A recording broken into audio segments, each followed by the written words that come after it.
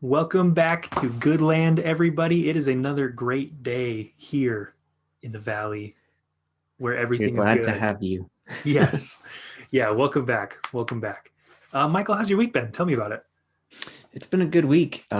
Busy with work, and I was also able to get set up for next semester for school. I was able to get all my classes selected for that. So that's something I'm both looking forward to, and I am dreading. I am horrified of taking more advanced business classes like statistics and accounting. So Wow. both good things in the future. They'll push me for sure, but Yeah, good luck with that.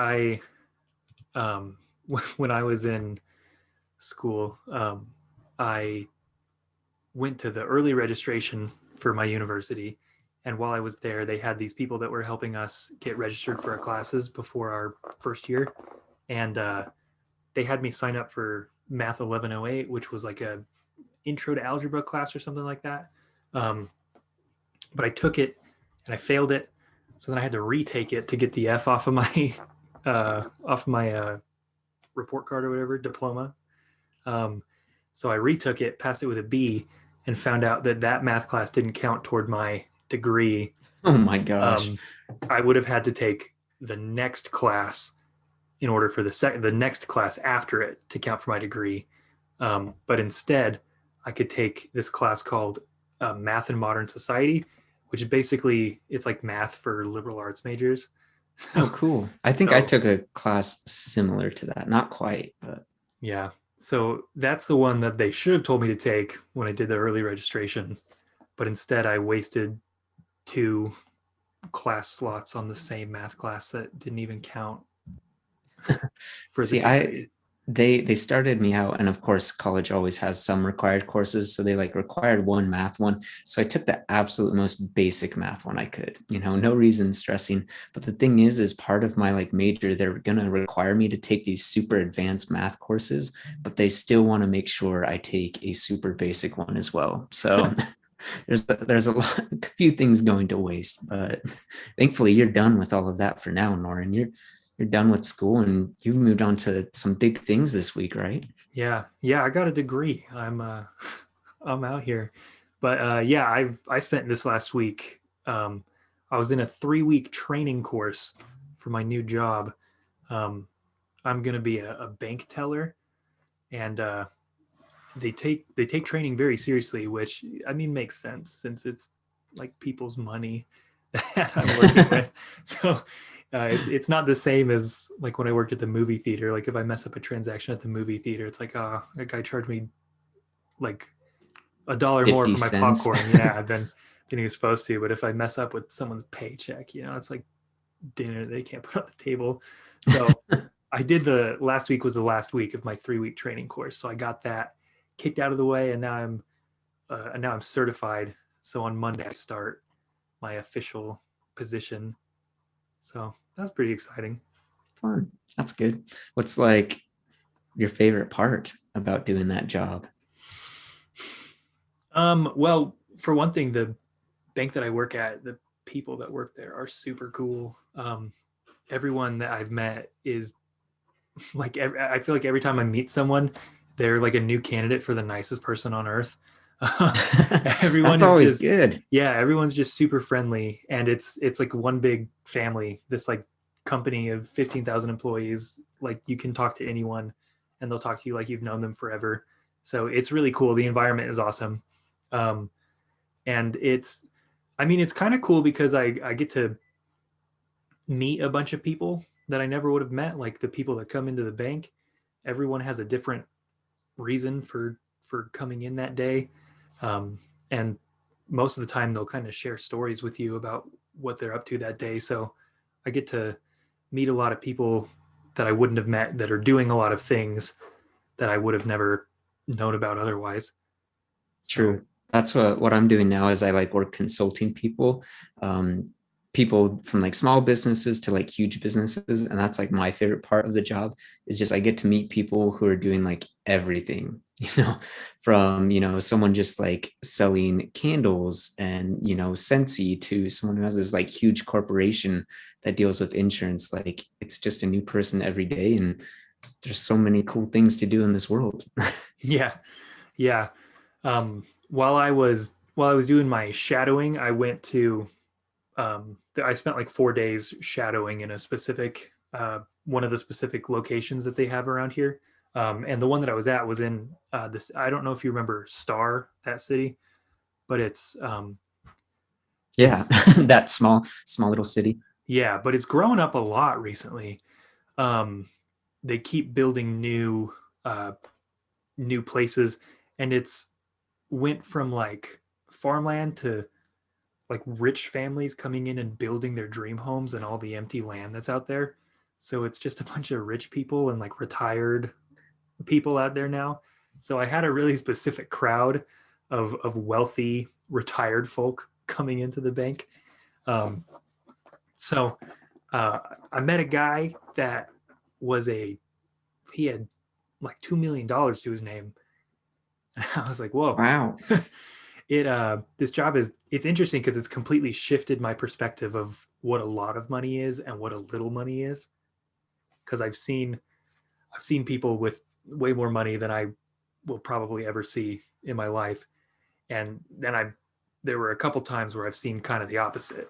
Um, and so there's been times where I've been like, oh, well, maybe I'm doing a little better off than I thought. Like it could have been worse, and so it's totally shifted my perspective on money and how it works. Yeah, that's pretty cool. Pretty cool that you get to have that insight of seeing what people make, and makes you probably appreciate quite a few things. Yeah, definitely. It has made me feel pretty lucky for the kind of the situation that I'm in, because it showed me that it could always be worse. Very true. Yeah. Very true.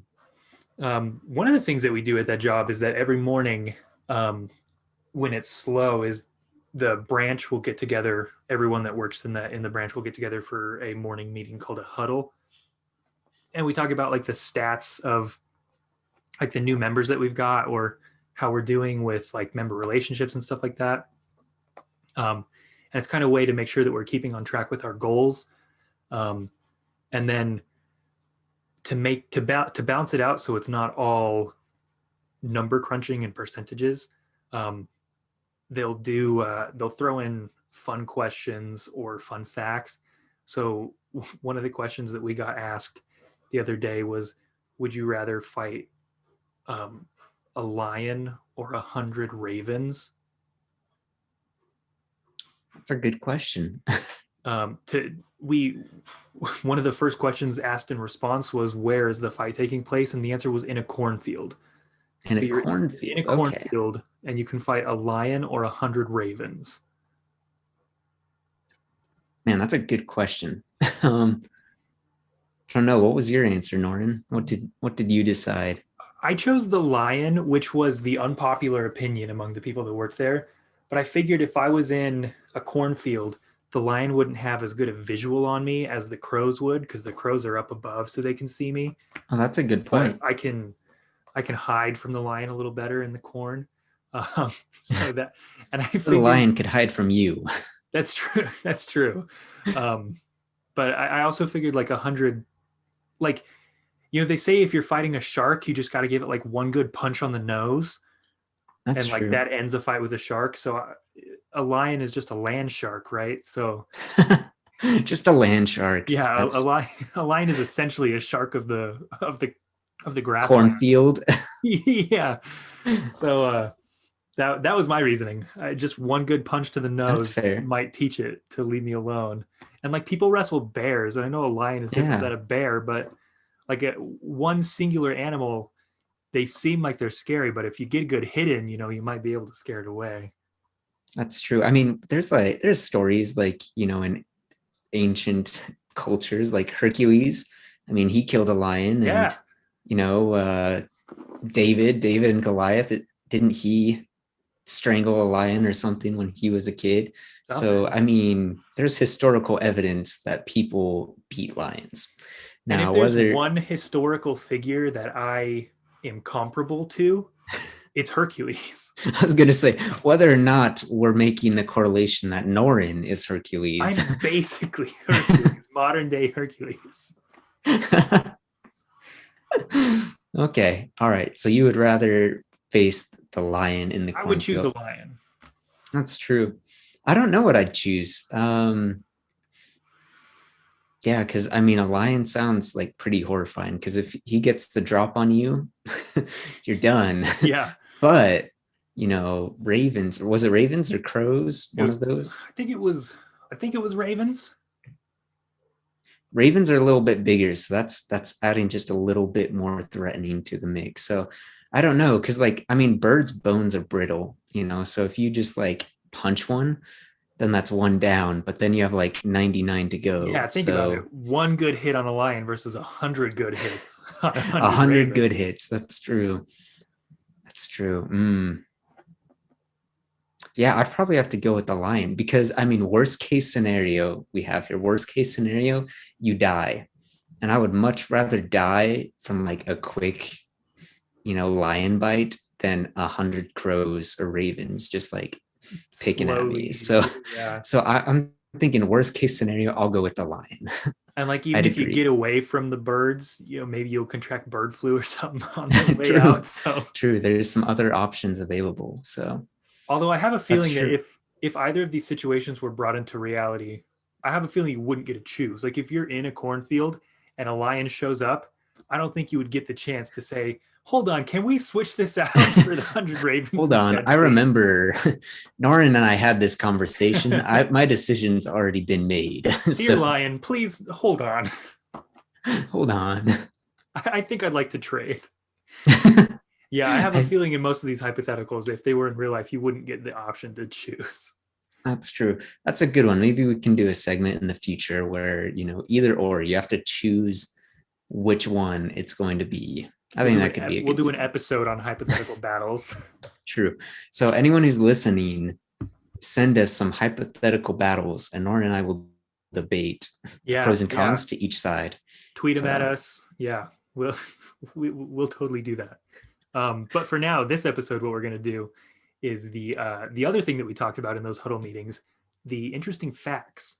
So Michael and I have both curated interesting trivia facts from various places on the internet and comprised lists to share facts with one another and by extension with you, our dear residents of Goodland. So let's get into it. Michael, why don't you start? Tell me tell me one of these facts that you have unearthed. okay, and let's see. I'll go with some facts. This is a really short and simple one. And fair warning, if some of these facts turn out to be false, not our fault. We found them on the internet. Yeah, we found them on the internet. So if you fact check us and wrong, sorry. What can we do? I live my life under the assumption that everything on the internet is true because lying is immoral and people would not be so publicly immoral as to be immoral on the internet. So, That's a good point. That's a good way to live. So I think the first fact that I have is that apparently in Japan, Domino's Pizza, which one, that's amazing that they have Domino's Pizza in Japan. But two, apparently at one point, they decided to train reindeer, which again, I didn't know there were reindeer in Japan either, but apparently they trained reindeer to deliver pizzas. So wow. they would put a GPS on this reindeer and it had some sort of satchel or something where you'd put the pizza and they would just let the reindeer go. I don't know how successful it was, but they, they said if Santa can do it, so can we. someone out there decided that it was worth the testing money, worth the R&D investment to see if reindeer could deliver pizzas. I can you imagine being like a pizza, like you're a high school kid delivering pizzas, and they're like, "Sorry, we're gonna have to let you go." and you're like, well, who's my replacement? And it's just like Rudolph. This freaking reindeer. I know we're all worried about computers taking over our jobs. Never once did we we think about never reindeers. considered. We never You know, considered the reindeer. drones, maybe. Computers, yeah. Reindeer, no. That's Thankfully, that's how they I get don't. you. They snuck up from when we least expected it. Thankfully, I don't think reindeer are going to take over Norrin and I's jobs. Business consulting and bank work, probably not the Yeah. reindeer, but watch out, food delivery person, Grubhub or DoorDash, whatever other programs there are that look pretty good right now, reindeers may swoop in. What other jobs could a reindeer do? I think their options are limited by their lack of phalanges. True. Phalanges.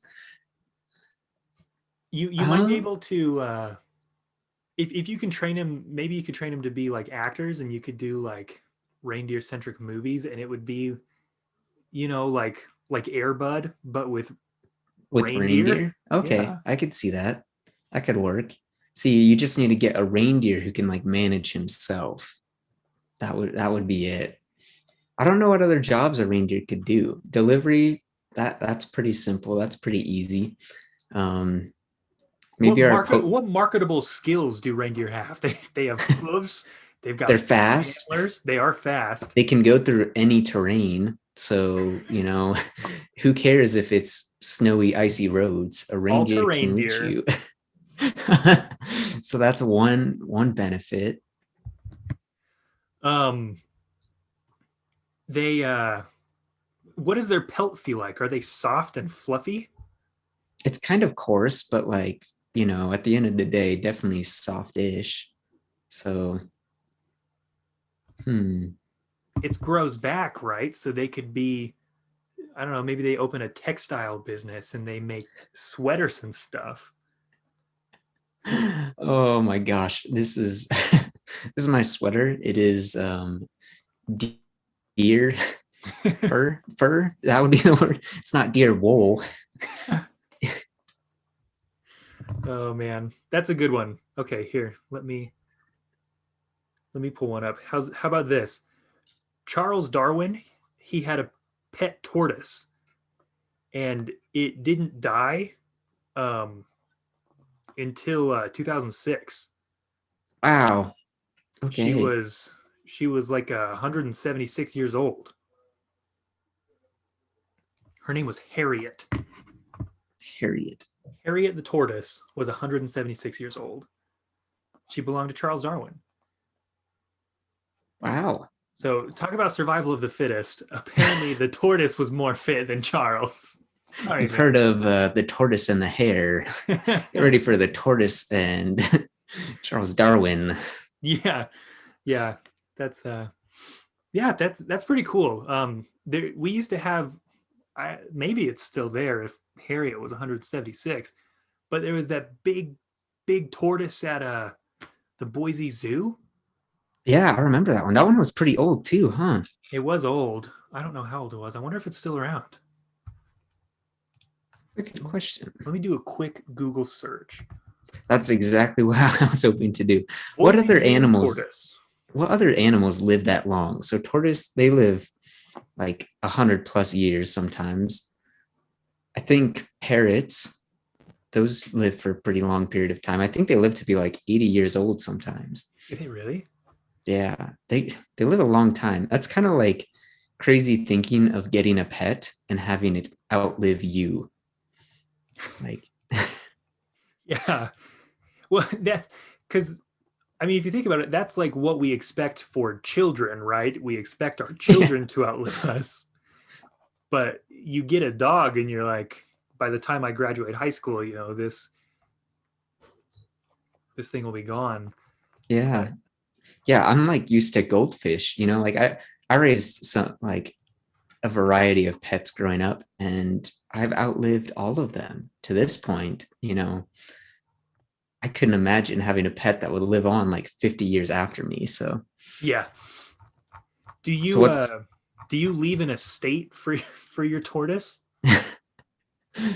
Can you put the tortoise in your will? Imagine being like a kid and your parents die and you find out instead of you receiving 100% of their wealth and ownership, you receive like 99 because the turtle gets 1%.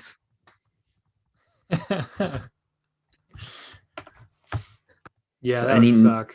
any news on the Boise Zoo tortoise? I think the tortoise is still around. Um, Zoo Boise saddened to report lion death. Zoo Oh, that's Boise saddened to unfortunate. report death of tiger, but nothing about.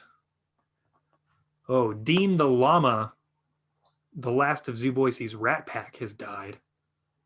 So we lost a llama, but nothing about the tortoise. That's good. Let's see. Oh man, they lost their last tiger. Oh no. I remember that was like always my favorite animal to see. That was in 2018. I wonder if they got another one. I haven't been to the zoo in a long time. Zoos are fun places. There's a lot of things that you can learn, a lot of things that you can see, I think especially as a kid. zoos exist on a scale of good and bad only, not an in between. Because the line to go from good zoo to bad zoo, I feel like is so thin because as soon as a zoo that is bad cannot adequately take care of their animals, and that sucks. So I That's don't true. think there's an in between. You're either good and you take really good care of the animals and you're really educational, or you're bad and the animals are miserable. Like there's no in between state for zoos to exist in. That's true. I mean, if the animals are only like partially taken care of, like that would suck. I imagine that as like a human relationship, Like I'm not killing you, like I'm still feeding you, like you're miserable, but That's like that's like how they torture people. You give them just enough food to keep them alive. yeah, so bad zoos are not good. Don't support them, but Yeah, good zoos, good zoos, certified good. Certified good. certified good. Like Animal Kingdom at Disney World. That place is pretty dang cool. It's like a big giant zoo. And for a while, when I think when Animal Kingdom first opened up, they were like, "We're not a zoo. We're so much more than a zoo." And now I think they've leaned into like, "We're like the coolest zoo on earth. Please come check it out." So That's a good way to learn. I think their Lean. marketing has switched.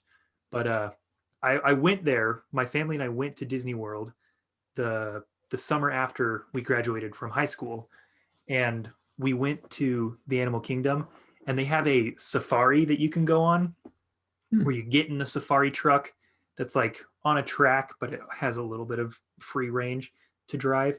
And they lead you through this like man made African Sahara, African grassland. And you drive through it, and it's like being transported. Like the plants and stuff, all they look just like all the pictures that you see. And they have live animals walking around. And Hmm. I had a really interesting experience on this safari trip. Um, One thing that I will never forget was if you ever been curious about how flamingos reproduce, I could answer that question for you. Um, and because I saw firsthand two flamingos getting it on, um, Nice. and it was an experience that I will not likely ever forget. Um, and shortly after that, right, like picture me fresh out of high school.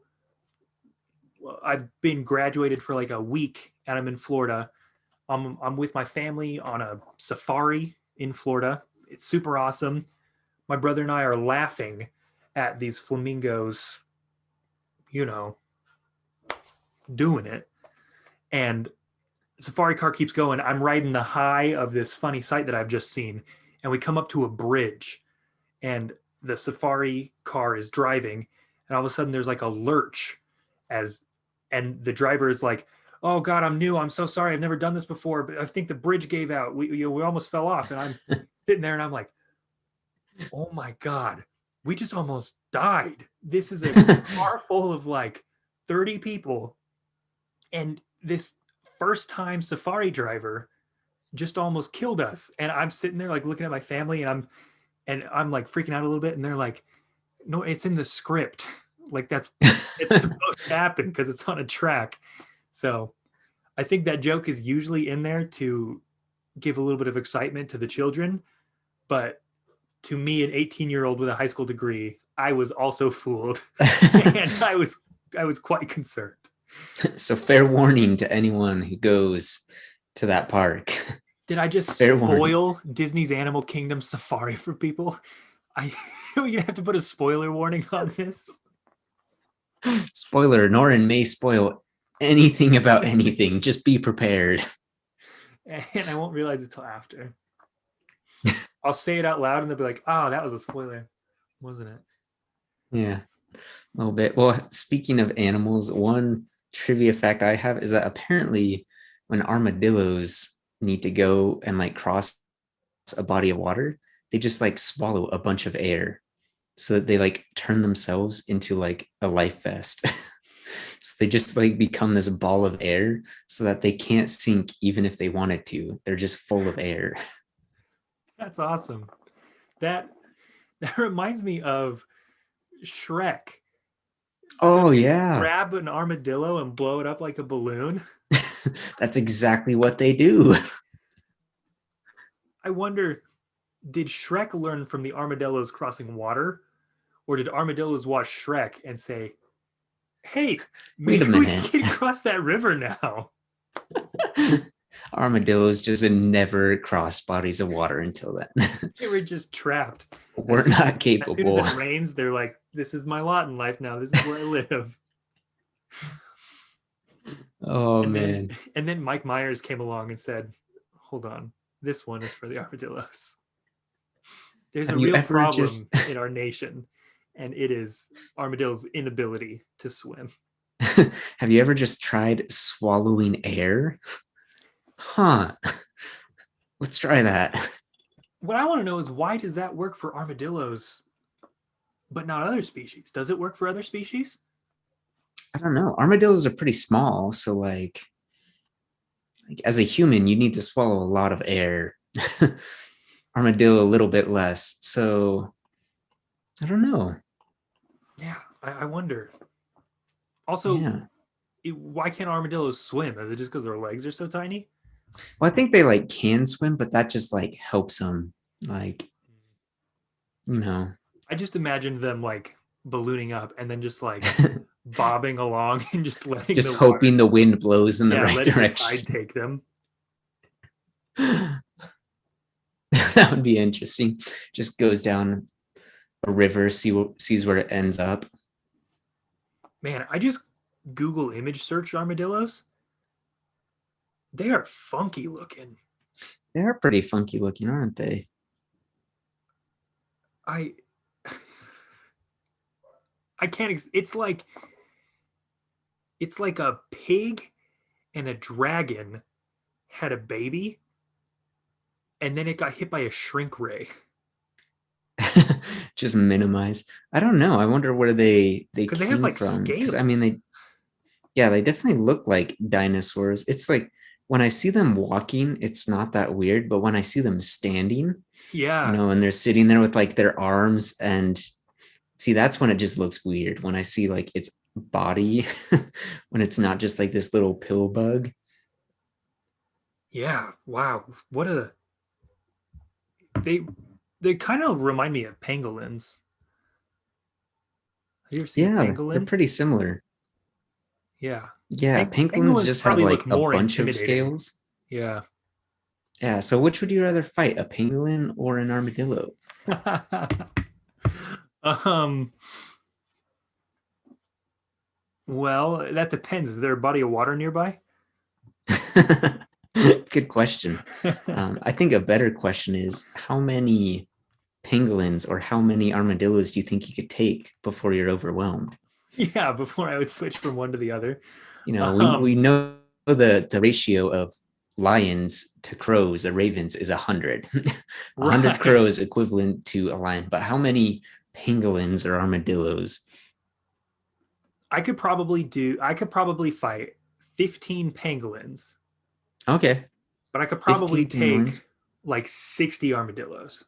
60 armadillos. Yeah, so apparently armadillos are about 5 to 59 inches, whereas 5 to pangolins, 59? yeah, 59 inches. I didn't realize they got that big. That is a massive that is a massive difference. Yeah.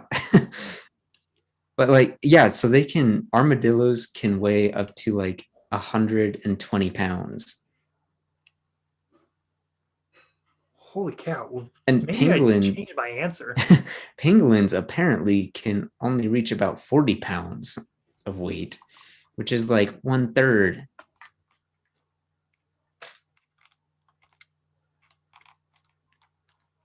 Huh. Well, yeah, maybe I would rather do the I'm going to flop those numbers. In fact, I don't even know if I could do 15 armadillos at this point. 15 armadillos, that's a lot. I mean, like, I could maybe do 3 armadillos because they're not fast, I don't imagine. no, they can't be fast. But like in high school, I was 120 pounds. That was like my average weight throughout high school was 120 pounds. So I was equivalent to some of the largest armadillos, which is quite Wow. impressive. So I just spent like 3 minutes goofing on armadillos and just imagining them as these like helpless little balls of fur and scale, but it turns out they're like as big as me. I take it all oh back. man. I'm sorry, armadillo community. Please do not come after me. So we learned quite a few things about armadillos. What other facts do we have? Okay. A bolt of lightning contains enough energy to toast 100,000 slices of bread. Wow. Okay. That's pretty cool. You could, I mean, people are always looking for a way to end world hunger. One bolt of lightning is equal to 100,000 pieces of toast. That's breakfast for 100,000 people. Okay. Yeah. I could see that. We could So end hunger. now we just need to create a device that can equally disperse that energy. It needs to collect that energy and equally disperse it amongst all those pieces of bread. And Franklin didn't know it, but him and his key tied to a kite string, they were partway there to solve world hunger with the ultimate toaster. He never knew. He just thought creating light bulbs would be cool, but why stop there? How many pieces of bread are equivalent to one? Ben Franklin, Thomas Edison? No, it was Edison, wasn't it? Edison did it, yeah, but I may have said Ben Franklin. How many pieces of bread are equivalent to one Ben Franklin? Like if you toast Ben Franklin and bread, what is the difference? Like how many out of the 100,000 do you have to take out when you replace the bread with Ben Franklin? That's a good question. How does that story with Ben Franklin end? He was out in a lightning storm with a key on a kite. Did he get zapped? I think he did, but like I don't know like what his purpose was as far as like what happened next, like he couldn't have like captured lightning, like like did he just like, oh, it's true. That's cool. like what happened? What was the thought process? I wonder if this will shock me. Oh, yep. I did get shocked. I don't know. They taught us only so much in school. Yeah. I honestly don't remember anything about the why of that experiment. And maybe that's telling. Maybe that's why I got him mixed up with Thomas Edison. Ben Franklin. He was Edison. Maybe that's why I keep doing this.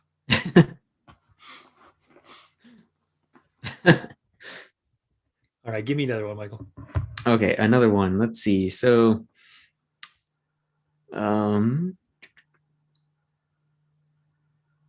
Okay, here's something somewhat related to food. So apparently, without saliva and its chemical breakdown of food, we never would be able to taste food. We can smell food. A lot of people say that, like, if you can't smell food, you can't taste food, which obviously that must be true in a little bit, but apparently if we didn't have saliva, we couldn't taste things either. Hmm. That's interesting. I wonder then for people who like naturally make a lot of saliva, I wonder if they taste things more intense. Like I wonder if that's equivalent. Like if more saliva is Yeah, that's a good equivalent to question. better taste. I don't know. And you can't measure taste, can you? Like, I can say something. Obviously, like, we have different things that we prefer, but like, as far as being able to taste something, like, you can't compare that. At least as Yeah, far as I know. Is yeah, because it's all subjective. And then I think even just like our perception of what taste is has shifted pretty recently. Because I think they used to say there were only like four something flavors, and they were all located in specific spots of your tongue. But I believe that that has since been changed. I think they've discovered otherwise now. That I think now they're not in specific places on your tongue. Like it's not like the front of your tongue is savory or whatever. I think they've decided that there are specific taste buds, and those are scattered okay. randomly throughout your tongue. Yeah, so Um, that's something I didn't know. I was still thinking of, like, whatever tip of the tongue is sweet and sides are savory, I didn't know. yeah, I think there was a recent discovery that it was different than what we thought. I could just be making all that up, but I am pretty sure I heard that somewhere. True. We And we already gave everything people that I that read on warning. the internet is true. So, It's somewhere out there. What's like the craziest, like, hard to believe that it's true trivia fact that you have, Norrin? hmm, Obviously, it must be true because we got this from the internet, because we got but it from the internet, so it has to be. Um, Let me see. I found a couple of articles that are really long. Um, this one says one man has saved.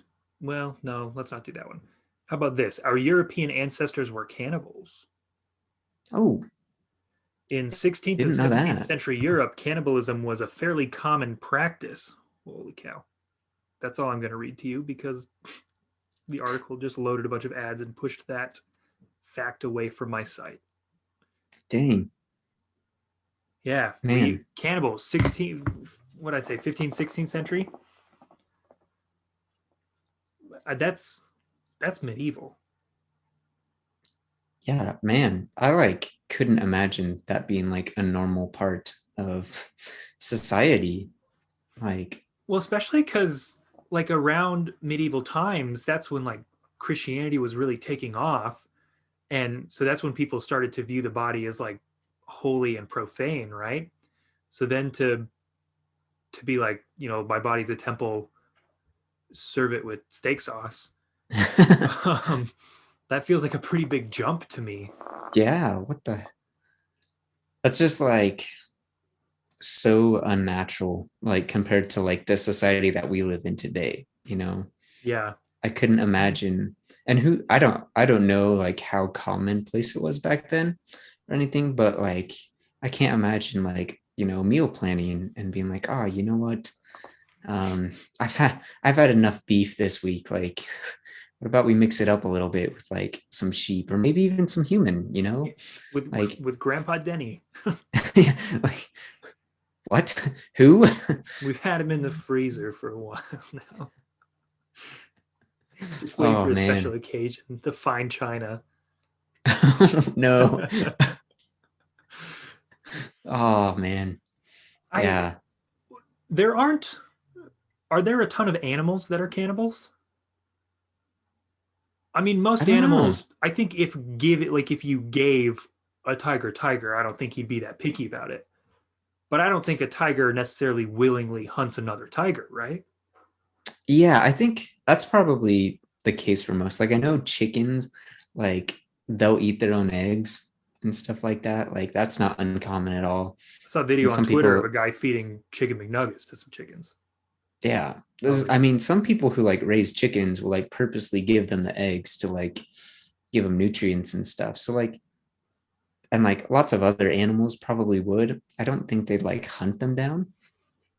Obviously, there are things like black widows though that like purposely eat oh their yeah, mate. and So mantises. yeah, mantises. Yeah, so like, hmm, Yeah, fun I fact. huh. What about you? What's your most interesting one? I'd say, let's see.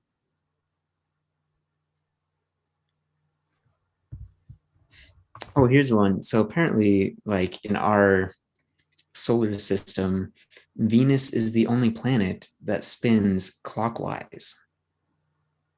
So apparently, all of the other planets, we all circle around the sun and we all spin and such like that. But apparently, only, what is it? Venus, only Venus spins clockwise. So scientists like guess that it's because like one day a meteor came and like hit it and sent it spinning the other direction. But like there's only one. Pretty cool. Um, I wonder if that has any effect on, in movies and stuff. Like if the planets align, it triggers some giant celestial event, like summoning monsters or giving people superpowers. I wonder if maybe that happened until it got bumped, and then it started going the opposite way, and the planets were like, can't do it anymore. Messed up our flow. Now Not that's why there cool. are no superheroes, because we don't get our powers charged up from the planets aligning properly. True. I can only like imagine like, being the only planet that's spinning the other direction. Like, do the other planets like look down on it or they're like, man, that's cool. How come he gets to do that? How Well, come how they do you get to do feel that? about it? I don't know. Are you jealous that we're not the odd one out, or are you upset that Venus isn't following our planetary status quo? I think it's cool that one is doing it differently. So I'd say that that's cool. I think if it was our planet, like people are already like super prideful. And so like if people were like, oh man, we're the only planet that spins this way, like I don't know, man, that's too cocky. I think if it So was our planet, we would have seen aliens already. yeah, true. They would have been like, "Oh, that's." I bet aliens have been to Venus a million times because it's the one going the opposite direction. Like, oh man, don't go to Earth. That thing's spinning counterclockwise. Don't go there. Yeah, they're like, obviously it's nothing special because it's going the same direction as all the other ones. This one that is standing out, this is the important one in the solar system. True. That actually brings me, I didn't write this one down, but I saw it today. Apparently, that like because space like dampens sound and it like soundproofs things, apparently if space didn't do that, hearing the sun would be equivalent to like hearing a chainsaw from like 5 feet away, just going all the time because of all the explosions and chemical or atomic processes that are Yeah. happening on the sun. So Huh. So that's saying if sound could travel in space, we would hear it here on Earth. yeah, we just like hear it like constantly just like exploding and like Wow. nonstop. I wonder how that would affect um like our human evolution, like how that would have affected our hearing if True. we had to tune that out constantly. Yeah, I mean, I honestly would think that like if it was that prevalent, I probably think that like species wouldn't evolve hearing because like it just wouldn't be effective, you Yeah, know? that's true. Because nothing that we could do would be like loud enough to drown it out. Yeah. You're right. We might not even have hearing. It would just be heightened seeing and smell. That's true. So I that mean, way you it's could still, like, if you were, someone sneaking up on you, one of the things is you listen to hear the creaks behind you. But if you couldn't hear them, maybe you just have 360 vision or something like that. I don't know. true. I mean, think of all the evolutionary features we're missing out of because we can't hear the sun. Like, really, you could ask the question the other way around. What are we missing Yeah. because because of this? There are like so many other animals that like see extra colors or have extra senses, and we get to hear. That's pretty cool. I like it. It makes it possible for people to listen to the podcast. So That's true. that's really good. I wonder what, like, if we could see another color, like a brand new color. I can't even comprehend what that would be like, because every time I try and think of a new color, I can only do it in the context of the colors we have. So I'm only thinking of different shades of colors we already can see. Like Yeah. my brain isn't even capable of envisioning a brand new color that we don't see. hmm I know, and it's like you think they're like some animals that just have like more colors than us, but like I think shrimp have like 100 more colors than we do. Like I couldn't even name 100 colors from the colors we have already. And Couldn't even do and that. So and like we couldn't even, there's not a way for us to represent that, because no matter how we did it, like no kind of computer animation or anything like that could represent a brand new color because our eyes aren't capable of seeing it. it's true. I mean, I think it's what is it, the Giver? That's one like dystopian novel where everything is in the future and there's like no color, So when that like color is described for the first time, I think that was like really cool. That was my favorite part of the book. Just like how creative of an author do you have to be to like come up with the process of like seeing a color and having it be something completely new to you. Like that's pretty cool. Yeah. All right, here. I got another fact for you. The legend of the Loch Ness Monster is nearly 1,500 years old. Wow. Says there was a tale written in 565 AD that speaks of an Irish monk traveling through Scotland. And while there, he heard stories of a water beast. So we've had that legend for 1,500 years. Wow. Okay.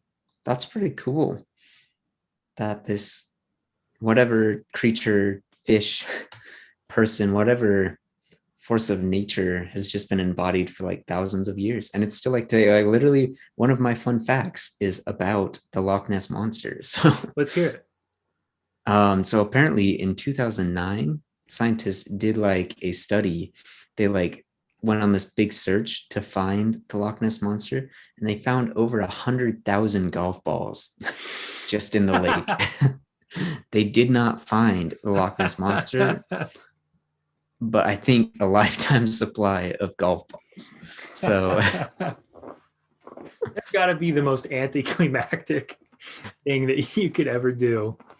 Like you're setting off to find this ancient cryptid, and you just, oh man. Do you yeah, believe in the Loch apparently Ness when Monster, Michael? you know what? That's a good question. I believe there probably was something at some point. Like there had to have been something. I don't know if it's still alive though. I haven't like kept up to date on the recent things with the Loch Ness Monster, but I believe there definitely had to have been something. That's true. I So mean, especially 1,500 years of this legend persisting. Like a tortoise can live 170, but that's nothing. That's a blink of the eye compared to 1,500 years. it's So, true. Hmm. I so don't know. yeah, I you're mean, right. Like maybe there was something, and maybe it's just gone. yeah, maybe it was like a family of dinosaurs and they just like continued for 1,000 years. And I mean, who knows if they're still alive today? That's I true. Like think that like, a plesiosaurus is basically the Loch Ness monster. Yeah, I mean, so many like animals survived all the calamities that happened. So it figures that, Nessie, a creature like that could have survived. But the thing like I don't understand is like we're literally able to like understand so much about the universe. Like we know that Venus spins a different direction than all Yeah. the other planets, but we still don't know about the Loch Ness monster. Yeah. I I think you'd be able to figure that out. I desperately wish for cryptids to be real. Like I find cryptozoology so fascinating. I love the Loch Ness monster myths. I love Bigfoot myths. Um, I think they're awesome. I don't I don't know if they're necessarily true, or at least in this modern age. I don't know if there are any left if they were around, but God, I hope so, because that would just make I this know place that'd be so so much cool. cooler. In in middle school, in what would have been seventh grade is when I had Mr. Boatwright. Um, we were writing a research paper in his class, and he said he didn't want to read a bunch of boring research papers, so we were supposed to write a short story, but put in like facts and cite them just like it was a research paper. So we did the research and everything just like it was a research Hmm. paper, and we cited them and we did a bibliography at the end. But the actual writing, instead of a boring paper, um, it was a research paper. And I asked him if I could do mine about Bigfoot, and he said yes. So I wrote a short story about this English class that was basically doing what we were doing, writing a research paper, but they were doing theirs on nature. And so they were going to go on this field trip out into the forest to go with like a hiking guide to get firsthand experience. And they went and they met Bigfoot, this English class, and then there were these poachers that were coming after the Sasquatch, and the poachers were they like shot Sasquatch, and the English teacher like dove in front and took the bullet for Sasquatch, and Sasquatch went and beat up the poachers for hurting the English teacher. Um, it was pretty cool. Yeah, I mean, cryptology is like cool. I think, um, like, I mean, I don't know how like 100% concrete it is as like a field of study, but I know like in the past, like cryptologists like also do things more than like Bigfoot. Like apparently they've like discovered several species that have like gone extinct, Mm-hmm. or they thought like, oh, well, that doesn't exist anymore. Like, and the cryptologists like are like, no, I don't believe you. And they go out and just find this animal that like we thought to be extinct. So like they do some pretty cool things. I don't Yeah. know how you get into that, but Well, I think part of it is that like their field is kind of, you have the people who are like that who take it really seriously and go out and do stuff like that. And then you have the other side of the spectrum, the people who are just like lunatics who are like Bigfoot's real and I'm him. So just run around in a ghillie suit. yeah, so like you have those people who I'm not sure I understand. I wasn't talking to you, Siri. That keeps happening. Who um does understand? um but like you have those people who kind of make it difficult to take cryptozoology seriously. So the field is almost like it's almost mocked um, by people within it. Mhm. But I love it. I would love to get into it. Like you said, I don't know how, but that would be awesome if I could. True. All right. Well, what's another fun fact you have, Norrin? Let's finish up with some strong ones. Okay, here's a really good one. Nutmeg can be fatally poisonous. So a little dash of nutmeg is fine, but too much of it can be toxic. It says 2 to 3 tablespoons can give you hallucinations, convulsions, pain, nausea, and paranoia that can last for several days. And that's just from 2 to 3 teaspoons. So if you ate like a cup of nutmeg, Dead. yeah, Thank but goodness we did the cinnamon challenge instead of the instead of the nutmeg nutmeg challenge. challenge. But yeah, I think That's pretty interesting. And to think that nutmeg is in nearly everyone's kitchen. Yeah, that's crazy. That actually, like, I found out recently that like cinnamon is that way too. Like if you eat too much cinnamon, and it's like a higher amount than that nutmeg, but apparently cinnamon can be like poisonous as well if you take it in large amount of quantities. But there's this type of cinnamon that doesn't have that. I guess it's just this like one chemical or one component of the cinnamon, but there's a type that doesn't have it. And I've like got both of them to test it out. And the one is like very basic cinnamon, but one, like the one that doesn't have that toxic thing in it, one, it's cool because it doesn't kill you. But two, it like smells like everything Christmas. Like, Oh, huh. like cinnamon smells good, like you can picture Christmas things, but like the other type of cinnamon smells like, all of the spices like wrapped up in one. And it's just Huh. regular cinnamon, but it's like a fancier type of cinnamon, but it doesn't kill you. So it's like the better cinnamon. Huh. That's funny. Um, I I wonder if the cinnamon that is not lethal, I wonder if it's more expensive. Like if people back in, back a while ago, I wonder if like that cinnamon was like reserved for rich people. Like it's more expensive because it's not fatal, so you're True. paying for the safety.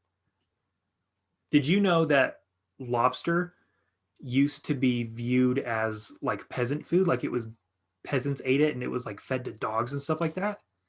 Whoa, that's cool. Like lobster used Huh. to be for poor people.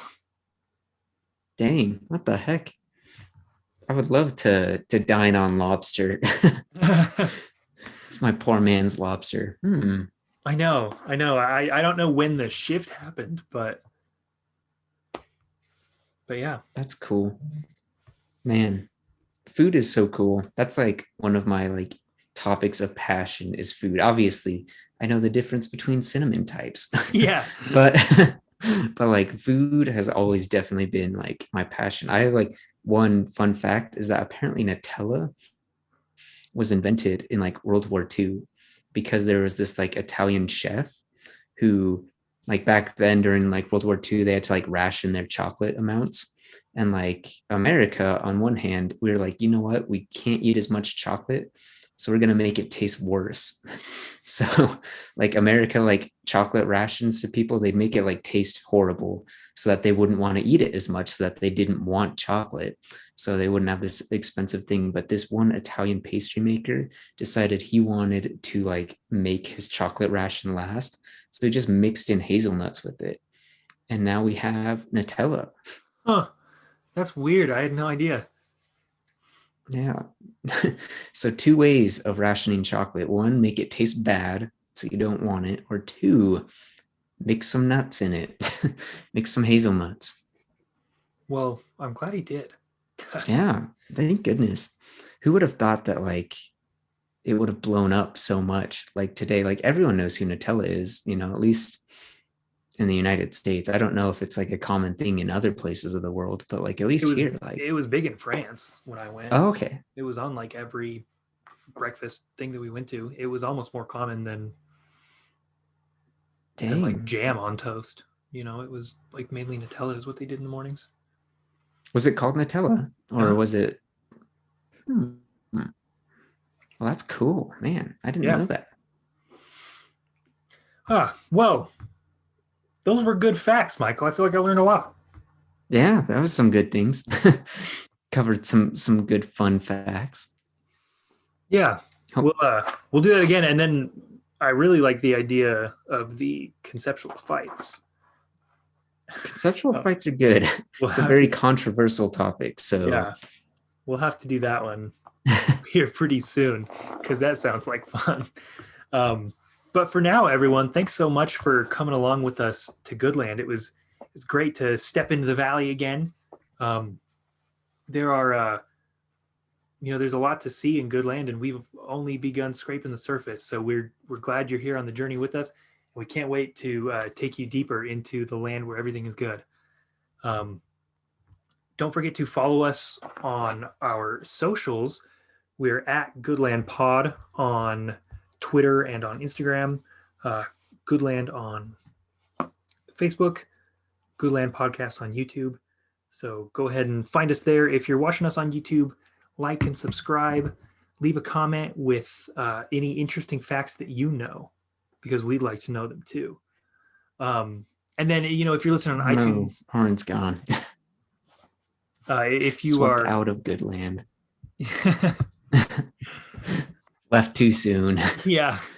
Welcome back to Goodland. And if you're listening on iTunes, don't forget to leave us a rating and share us with people. Just get the word out there.